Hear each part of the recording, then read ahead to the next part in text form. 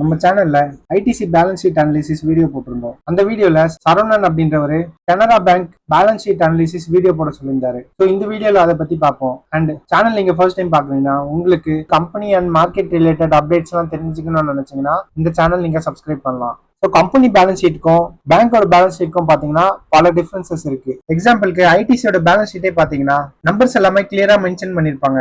And நீங்க one thing note பண்ணிருந்தீங்கன்னா இந்த amount எல்லாமே ருபீஸ் இன் க்ரோர்ஸ் அப்படின்னு சொல்லியிருப்பாங்க. ஸோ அந்த நம்பர்ஸ் ரீட் பண்றதுல நம்மளுக்கு எந்த கன்ஃபியூஷனும் இருக்காது. ஆனா கனரா பேங்கோட பேலன்ஸ் ஷீட் பாத்தீங்கன்னா கொஞ்சம் டிஃபரெண்டா இருக்கு. இந்த வீடியோக்காக பாத்தீங்கன்னா கனரா பேங்கோட ஃபைனான்சியல் இயர் 2025-26 பேலன்ஸ் ஷீட் தான் நான் எடுத்திருக்கேன். ஸோ இங்க பாத்தீங்கன்னா ருபீஸ் இன் க்ரோர்ஸ் அதெல்லாமே மென்ஷன் பண்ணல. அதுக்கு பதிலா என்ன சொல்லியிருக்காங்கன்னு பாத்தீங்கன்னா கொடுத்திருக்க வேல்யூஸ்ல எக்ஸ்ட்ராவா 3 zeros ஆட் பண்ண சொல்லியிருக்காங்க. ஸோ எக்ஸாம்பிளுக்கு கேபிட்டல் அப்படின்னு இருக்கிறத இவங்க சொன்ன மெத்தட் வச்சு நம்ம நம்பர் ஃபார்ம் பண்ணி அது எவ்வளவு இருக்குன்னு தெரிஞ்சுக்கலாம். ஸோ கொடுத்திருக்க நம்பர் என்னன்னு பாத்தீங்கன்னா 18141303.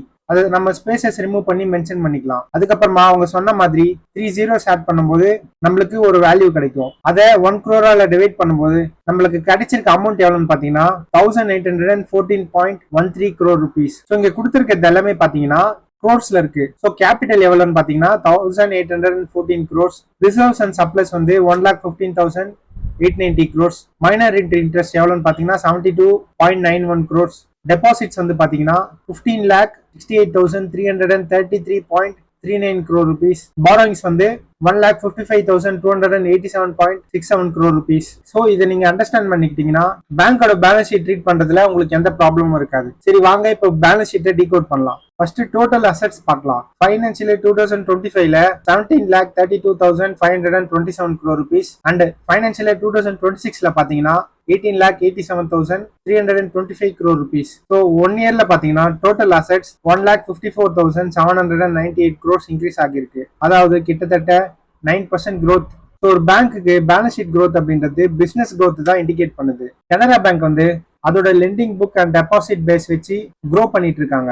நெக்ஸ்ட் பேங்கோட டெபாசிட்ஸ் பார்க்கலாம். ஒரு பேங்க்குக்கு டெபாசிட்ஸ் தான் பாத்தீங்கன்னா ஃபியூல் மாதிரி. ஃபைனான்சியல் 2026ஓட டெபாசிட்ஸ் வேல்யூ எவ்வளவுன்னு பாத்தீங்கன்னா 15,68,333 crore rupees அண்ட் ஃபைனான்சியல் 2025 எவ்வளவு இருந்ததுன்னு பாத்தீங்கன்னா 14,56,495 crore rupees. ஸோ 1 yearல பாத்தீங்கன்னா 1,11,838 crores இன்க்ரீஸ் ஆகிருக்கு. இது வந்து பாத்தீங்கன்னா மோர் தேன் 7.7% இன்க்ரீஸ். ஸோ இதுக்கு மீனிங் என்னன்னு பாத்தீங்கன்னா மக்கள் வந்து அதிகமா கேஷ் வந்து டெபாசிட் பண்ணிருக்காங்க அண்ட் கஸ்டமரோட ட்ரஸ்ட் இன்க்ரீஸ் ஆகிருக்கு. அண்ட் பேங்க்குக்கு வந்து பாத்தீங்கன்னா லெண்ட் பண்றதுக்கு நிறைய ஃபண்ட்ஸ் கிடைக்க போகுது. ஸோ இதெல்லாமே பாத்தீங்கன்னா பேங்க்குக்கு ஒரு பாசிட்டிவ் சைன். நெக்ஸ்ட் பேங்கோட அட்வான்சஸ் பத்தி பார்க்கலாம். ஸோ லோன்ஸ் அட்வான்சஸ்னு சொல்லலாம். ஃபைனான்சியல் 2026ல அட்வான்சஸ் எவ்வளவுன்னு பாத்தீங்கன்னா 12,20,018 crore rupees. ஃபைனான்சியல் 2025ல 10,49,332 crore rupees. 1 yearல பாத்தீங்கன்னா அட்வான்சஸ் 1,70,686 crores இன்க்ரீஸ் ஆகிருக்கு. அதாவது லோன்ஸோட growth வந்து பாத்தீங்கன்னா 16%. இது பேலன்ஸ் ஷீட்ல பாத்தீங்கன்னா ஒரு இம்பார்ட்டன்ட் பாசிட்டிவ் பாயிண்ட். ஏன்னா பேங்க் டெபாசிட்ஸ் விட லோன்ஸ் வந்து அதிகமா இருக்கு. இதனால இன்கம் ஏர்ன் பண்றதும் அதிகமா இருக்க போகுது. ஸோ லோன்ஸ் வேகமா வளர்றது வந்து பாத்தீங்கன்னா பிசினஸ் எக்ஸ்பென்ஷனை காட்டுது. ஒரு இன்ட்ரெஸ்டிங் அப்சர்வேஷன் என்னன்னு பாத்தீங்கன்னா டெபாசிட் growth வந்து 7.7%. ஆனா லோன் growth வந்து பாத்தீங்கன்னா 16%ல இருக்கு. ஸோ லோன்ஸை விட பாத்தீங்கன்னா டெபாசிட்ஸ் growth அதிகமா இருக்கு. ஸோ இதுக்கு மீனிங் என்னன்னு பாத்தீங்கன்னா கிரெடிட் டிமாண்ட் ஸ்ட்ராங்கா இருக்கு. கார்பரேட் அண்ட் ரீட்டைல் லெண்டிங் இது ரெண்டுத்துலயுமே பாத்தீங்கன்னா growth இருந்திருக்கலாம். பேங்க் வந்து பாத்தீங்கன்னா ஃபண்ட்ஸை ப்ரொடக்டிவ் அசெட்ஸா மாத்துறாங்க. நெக்ஸ்ட் இன்வெஸ்ட்மெண்ட்ஸை பார்க்கலாம். பேங்க் பேலன்ஸ் ஷீட்ல இன்வெஸ்ட்மெண்ட்ஸ் வந்து பாத்தீங்கன்னா ஒரு முக்கியமான அசெட். ஃபைனான்சியல் 2026ல இன்வெஸ்ட்மெண்ட்ஸ் எவ்வளவுன்னு பாத்தீங்கன்னா 4,07,389 crore rupees அண்ட் ஃபைனான்சியல் 2025 எவ்வளவுன்னு பாத்தீங்கன்னா 4,28,025 crore rupees. இன்வெஸ்ட்மெண்ட்ஸ் வந்து ஸ்லைட்டா டிக்ரீஸ் ஆகிருக்கு. பேங்க்ல சில இன்வெஸ்ட்மெண்ட்ஸ் மெச்சூரிட்டி வந்திருக்கலாம். அந்த இன்வெஸ்ட்மெண்ட்ஸ் எல்லாமே க்ளோஸ் ஆகிருக்கும். ஸோ இல்லைன்னா பாத்தீங்கன்னா லெண்டிங் ஆப்பர்ச்சுனிட்டிஸ் அதிகமா இருந்ததால இன்வெஸ்ட்மெண்ட்ஸ்ல இருந்து லோன்ஸ்க்கு ஃபண்ட்ஸ் ஷிஃப்ட் பண்ணிருக்கலாம். பேங்க் பெர்ஸ்பெக்டிவ்ல பார்க்கும்போது இது வந்து ஒரு நெகட்டிவ் பாயிண்ட் இல்ல. Next cash position with RBI. Financial 2026ல 54,054 crore rupees. ஃபைனான்சியல் 2025ல பாத்தீங்கன்னா 90,048 crore rupees. கேஷ் பேலன்ஸ் வந்து டிக்ரீஸ் ஆகிருக்கு. ஸோ இது வந்து ஒரு நெகட்டிவா பார்க்க கூடாது. ஏன்னா பேங்க் வந்து கேஷை ஐடியலா வைக்கல. அது வந்து பாத்தீங்கன்னா லோன்ஸ் அப்படி இல்லைன்னா இன்வெஸ்ட்மெண்ட்ஸ்ல மாத்தி ஹை ரிட்டர்ன்ஸ் ஜென்ரேட் பண்ற மாதிரி அவங்க ஃபண்டை மூவ் பண்ணிருக்கலாம்.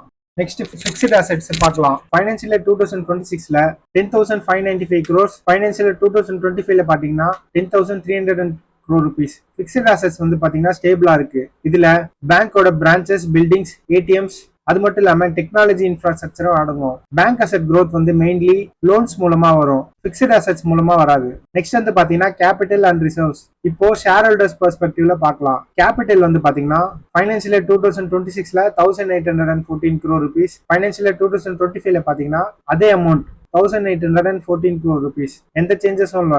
பேங்க் எந்த புது ஷேர்ஸும் இஷ்யூ பண்ணல அப்படின்றது தான் இது இண்டிகேட் பண்ணுது. ரிசர்வ்ஸ் அண்ட் சப்ளஸ் எவ்வளோன்னு பார்த்தீங்கன்னா ஃபைனான்சியல் இயர் 2026ல 1,15,891 crore rupees, ஃபைனான்சியல் இயர் 2025ல 1,03,603 crore rupees. ஸோ 1 இயர்ல 12,288 crores இன்க்ரீஸ் ஆகிருக்கு. இதுதான் பார்த்தீங்கன்னா ஒரு பாசிட்டிவ் பாயிண்ட். ரிசர்வ்ஸ் இன்க்ரீஸ் ஆகிறதால ப்ராஃபிட் ஜென்ரேஷன் ஸ்ட்ராங் ஆக போகுது, ஏர்னிங்ஸ் ரீடைன் ஆகும், நெட்வொர்த் வந்து இம்ப்ரூவ் ஆகும். மொத்தத்தில் பார்க்கும்போது கனரா பேங்கோட ஃபைனான்சியல் இயர் 2026 பேலன்ஸ் ஷீட் வந்து ரொம்ப ஸ்ட்ராங்கா இருக்கு. குறிப்பா லோன்ஸ் வந்து 16% இன்க்ரீஸ் ஆகுறது பிசினஸ் மொமெண்டம் காட்டுது. டெபாசிட்ஸ் தொடர்ந்து இன்க்ரீஸ் ஆகிட்டு இருக்கு. பேலன்ஸ் ஷீட்டோட சைஸ் வந்து பாத்தீங்கன்னா 18.87 lakh கிராஸ் ஆகிருக்கு. பேங்கிங் செக்டர் பெர்ஸ்பெக்டிவ்ல இருந்து பார்க்கும்போது கனரா பேங்கோட growth ஸ்கேல் வந்து பாத்தீங்கன்னா ஒரு ஸ்ட்ராங் PSU பேங்கா தெரியுது. ஸோ இந்த கனரா பேங்கோட பேலன்ஸ் ஷீட் அனலைசிஸ் வீடியோ உங்களுக்கு பிடிச்சிருந்ததுன்னா லைக் பண்ணிடுங்க. அண்ட் தொடர்ந்து இந்த மாதிரி யூஸ்ஃபுல் வீடியோஸ்லாம் நீங்க பார்க்கணும்னு நினைச்சீங்கன்னா சேனலுக்கு சப்ஸ்கிரைப் பண்ணிடுங்க. அண்ட் அடுத்ததா எந்த பேங்க் இல்லைன்னா கம்பெனியோட ஆனுவல் ரிப்போர்ட் அனலைசிஸ் பண்ணணும்னு நினைக்கிறீங்களோ அந்த கம்பெனியோட நேம் வந்து நீங்க கமெண்ட்ல சொல்லுங்க.